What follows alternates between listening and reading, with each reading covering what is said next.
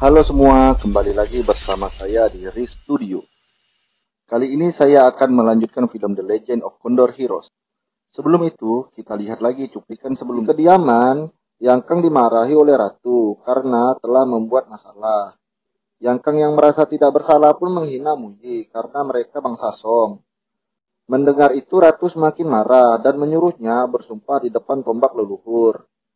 就是宋人，娘绝不允许你瞧。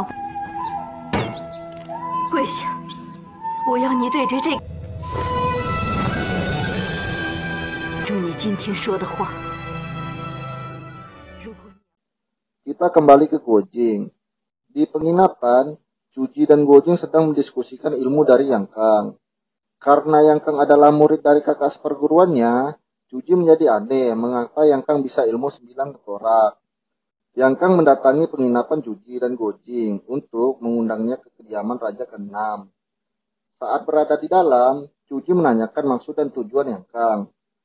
Yang Kang meminta maaf dengan Cuji karena bersikap kurang ajar. Dia juga berjanji kepada Cuji akan meminta maaf kepada Muyi dan Yanci. Gojing menawarkan diri untuk menemankannya meminta maaf. Yang Kang pun berterima kasih kepada Gojing yang ingin menemaninya. Yang Kang pun tersenyum jahat. Anak buah dari Yang Kang membawa pasukan ke penginapan Muyi dan Yanci untuk membawanya ke kediaman. Sesampainya di sana, mereka berdua dikurung dalam kamar. Muyi marah dan berteriak. Akan tetapi, tidak ada yang mendengarnya. Setelah itu, Nianci menyuruhnya untuk tenang karena lukanya yang belum sembuh. Kita kembali ke Gojing. Di penginapan, Gojing bertanya kepada pelayan. Setelah itu, ia berbincang dengan Yang Kang dan Cuji. Yang Kang yang licik pun pura-pura merasa bersalah. Setelah itu, ia memanggil anak buahnya untuk mencari keberadaan Muyi dan Yanci. Yang Kang memohon kepada Cuji untuk datang ke rumahnya. Akan tetapi, Cuji menolaknya. Dengan rayuannya, akhirnya Cuji dan Gojing pun ikut Yang Kang ke kediamannya. Sesampainya di sana, Yang Kang memperkenalkan para pendekar yang ada di kediamannya.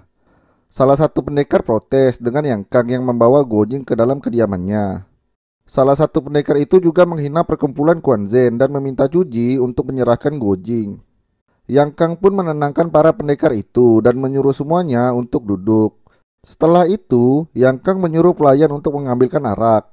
Cuji menahannya dan bertanya maksud dan tujuan dari Yang Kang mengundangnya. Yang Kang pun memberitahu maksud dan tujuannya kepada seluruh pendekar yang ada di sana. Cuji menolaknya dengan dalil takut mengecewakan Raja ke-6 Dajin.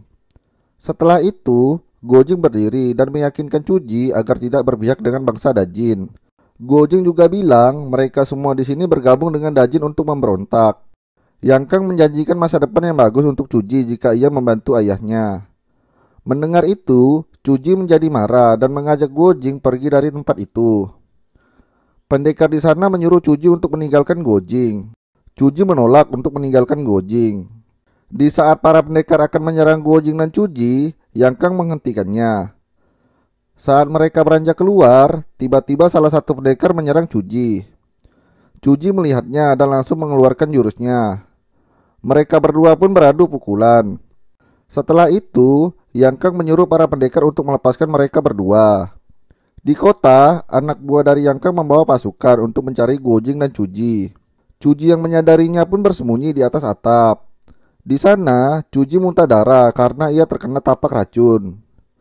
Setelah itu, ia menyuruh Gojing mencari penginapan untuk mereka beristirahat. Setelah sampai di penginapan, Cuji berendam di dalam bak untuk menghilangkan racun yang ada pada tubuhnya. Cuji menyuruh Gojing mencari obat yang telah ia tuliskan. Gojing pun pergi ke kota. Gojing berkeliling toko yang ada di kota tersebut. Akan tetapi, stok obat yang Gojing perlukan telah habis karena diborong oleh seseorang. Saat di luar toko, ia melihat orang yang membawa kereta yang berisikan obat-obatan yang Gojing perlukan. Ia pun memanggilnya. Akan tetapi, karena di sana sangat ramai, orang tersebut tak mendengarnya dan langsung pergi. Tiba-tiba datang kuda merah kepunyaan Gojing. Gojing pun senang melihat kuda itu. Setelah itu, kuda itu pun langsung berjalan membawa Gojing ke pinggir danau. Di sana terlihat wanita cantik yang sedang menaiki sampan. Wanita itu adalah Huang Rong. Setelah itu, Guo Jing pun menaiki sampan. Mereka berdua pun berbincang. Karena kecantikan dari Huang Rong pun Guo Jing menjadi terpesona dan memuji kecantikan Huang Rong. Guo Jing bertanya mengapa Huang Rong berdandan seperti pengemis saat pertama kali bertemu. Huang Rong pun menceritakannya. Setelah itu, Huang Rong menawarkan dirinya untuk ikut pergi bersama Guo Jing. Di sela-sela cerita, Guo Jing teringat bahwa ia disuruh mencari obat. Huang Rong pun membantunya mencari obat. Kita berpindah di kediaman Yang Kang. Di sana, Yang Kang bertemu dengan Mu Yi dan Yan Qi. Yang Kang memberikan hormat kepada mereka berdua dan ingin berbincang dengan mereka. Ia pun mengembalikan sepatu Yan Qi dan mengatakan perasaannya kepada Yan Qi. 是啊，再见一面的机会。本来想着等再见面时，谁料一番美意，我虽贵为小王爷。 Kita berpindah ke 7 pendekar Yangnan. Di sana, mereka sedang mengikuti tuan muda dan wanita yang ingin mencuri kuda Guo Jing. Tuan muda itu bernama Ouyang Ke. Di sana, para pendekar Yangnan menyusun rencana agar Ouyang Ke tidak bisa kabur. Melihat Ouyang Ke yang genit, pendekar ketujuh mencoba untuk menggodanya. Akan tetapi, sebelum ia menggodanya, Ouyang Ke sudah tergoda duluan. Ia pun mengeluarkan pedang dan menyerang Ouyang Ke. Karena perbedaan ilmu yang lumayan tinggi, pendekar ketujuh pun tersudutkan. Setelah itu, ketujuh pendekar lainnya menyerang Ouyang Ke. Terjadilah pertarungan di sana.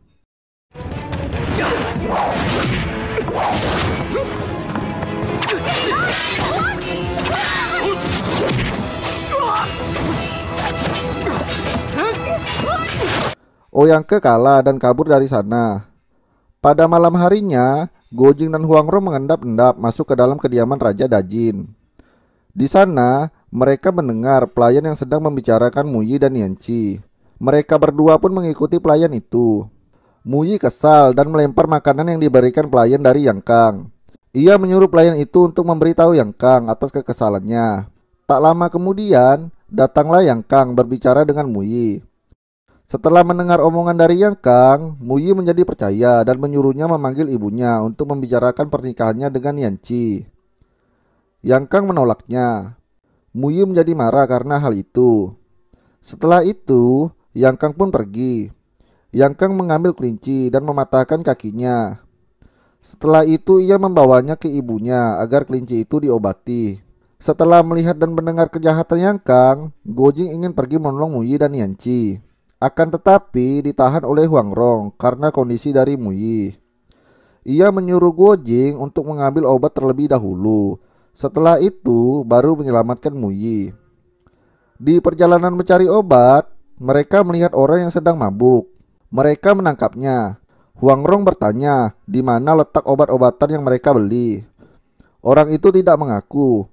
Huang Rong lalu menodongkan pisau dan mengancamnya dengan racun. Akhirnya pelayan itu membantu mereka mengambil obat.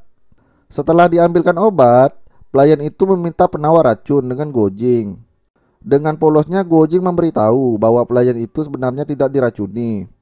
Pelayan itu lari dan berteriak meminta pertolongan. Pelayan itu pun dikejar oleh Guo Jing dan dibuat pingsan. Guo Jing pun bersembunyi di ruang obat. Prajurit yang mendengarkan teriakan pun datang dan ingin masuk.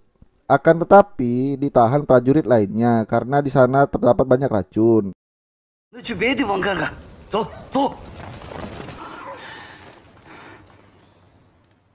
Di ruang makan, raja sedang bersulang dan membicarakan rencananya yang ingin mencari buku perang yang berisi formasi dan siasat perang. 好，今日在香雪厅，本王说的每一句话。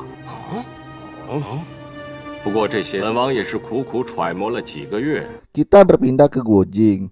Di ruang obat, Guo Jing sedang mengambil obat-obatan. Di sana ia tidak sengaja membebaskan ular yang dikurung dalam sebuah kendi. Ular itu hampir memakannya. Guo Jing pun dililit dengan ular itu. Guo Jing menggigitnya dan menghisap habis darahnya sampai ular itu mati.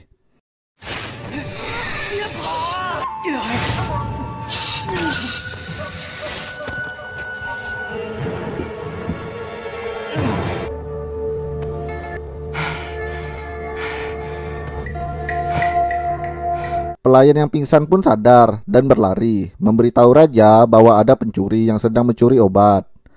Raja pun mengajak salah satu pendekar pergi ke ruang obat. Pendekar yang lain pun berdiskusi dan memutuskan untuk mengikuti raja. Saat mereka keluar, Huang Rong menghadang dan mengejek para pendekar. Setelah itu, ia pun lari. Sesampainya di ruangan, raja dengan cepat membuka lemari dan melihat isi dari peti yang ia simpan. Di luar, Huang Rong lari dan dikejar Ouyang Ke. Akan tetapi, karena ilmu peringan tubuh Ouyang Ke sangat hebat, Huang Rong pun tertangkap. Karena merasa tidak bisa menang, ia pun berlari lagi. Pendekar yang diejeknya pun tidak terima dan menyerang Huang Rong. Karena ilmu Huang Rong yang lumayan, membuat pendekar itu kewalahan dan kalah darinya. Setelah itu, Huang Rong masuk ke dalam dan mencicipi makanan yang disajikan. Di ruang obat, pendekar yang mengikuti raja menangis karena ularnya yang mati. Dia bertanya kepada penjaga siapa yang menghabisi ularnya. Tak lama kemudian, Yang Kang datang dan bertanya apa yang terjadi. Setelah itu pun pendekar itu lari sambil berteriak. Gojing sedang mengendap-endap lari menemui Huang Rong di tempat yang sudah dijanjikan. Di ruang makan, Huang Rong bermain dengan para pendekar. Gojing bergegas lari ke ruangan Muyi dan Nianci untuk menyelamatkannya. Di sana Gojing memperkenalkan dirinya kepada Muyi. Muyi lalu mengingat masa lalunya. Setelah itu, Muyi bertanya siapa nama ayah dari Gojing. Muyi pun memberitahukan nama aslinya dan menceritakan masa lalunya dengan ayah Gojing. 年年怎么了？阿谢，我们快走吧。孩子真像，跟你父亲我没有爹了。您这……你一定要杀了段天。 Kita berpindah ke Huang Rong. Di ruang makan, pendekar itu juga kalah dari Huang Rong karena kecerdikannya. Saat ia ingin pergi, ia ditahan. Akhirnya ia berbicara dan menipu pendekar yang menahannya. Ratu menemui Muyi dan Nianci. Karena kasihan melihat mereka berdua, Ratu melepaskannya. Ratu menyuruh prajurit untuk pergi karena Ratu ingin berbincang dengan Muyi. Saat Ratu bertemu dengan Muyi, ia tidak asing melihat Muyi. Ratu menyuruh mereka untuk pergi dari kediaman karena sangat berbahaya. Ia menyuruh pelayan untuk mengantarkan mereka berdua keluar melewati pintu belakang. Kita kembali ke Huang Rong. Tertinggal satu pendekar lagi yang ingin melawan Huang Rong. Pendekar itu bilang, dengan 10 jurus, pendekar itu pasti sudah tahu siapa Huang Rong sebenarnya. Pendekar itu pun langsung menyerangnya. Pendekar itu kalah dan tidak tahu siapa Huang Rong sebenarnya.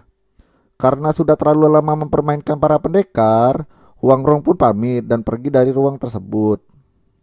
Saat di luar, ia dihalangi oleh seorang pendekar.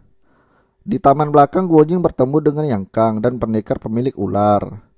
Karena pendekar itu tidak terima Guojing meminum darah ularnya, pendekar itu pun menyerang Guojing dan ingin meminum darahnya. Akan tetapi, setelah meminum darah ular tersebut, Guojing seperti mendapatkan kekuatan dan mampu mengalahkan pendekar dan Yang Kang.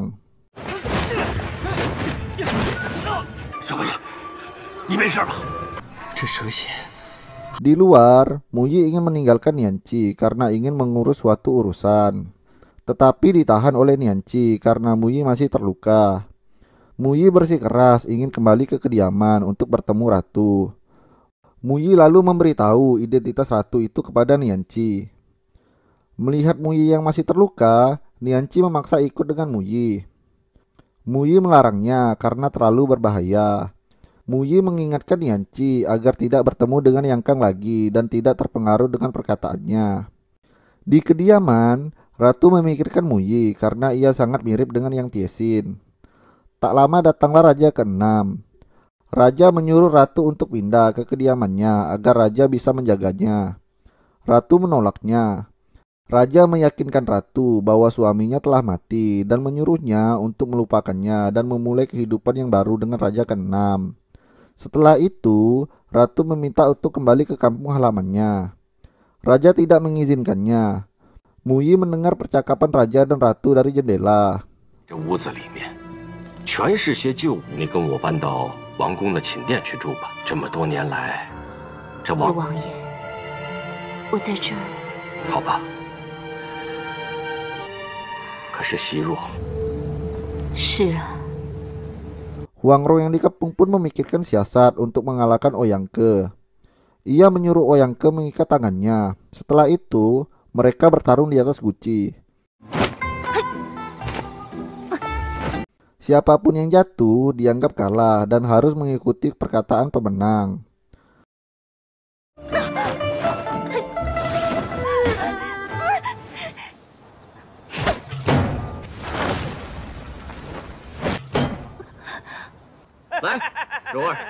Karena merasa tidak bisa menang, Huang Rong pun turun dari guci. Saat Huang Rong ingin pergi, salah satu pendekar memukulnya. Tangan pendekar itu pun terkena duri yang ada di baju Huang Rong. Setelah itu, Huang Rong pun lari. Raja kecewa dengan ratu. Sudah bertahun-tahun ratu masih tidak bisa melupakan Yang Tiesin. Padahal dulu Yang Tiesin yang meninggalkannya. Setelah itu, raja menolongnya. Ratu juga merasa bersalah karena telah mengikuti raja dan meninggalkan Yang Tiesin. Akan tetapi, raja merasa ratu tidak bersalah karena telah membesarkan Yang Kang sendirian. Ratu merasa bersalah karena ia menikahi Raja Dajin. Raja Dajin sedih dan kesal dengan perkataan ratu. Ratu pun menangis. Raja Dajin yang iba pun meminta maaf dan mengiyakan semua permintaan ratu. Raja pun pergi. Setelah itu, Muyi mengetuk pintu dan ratu pun membukakannya.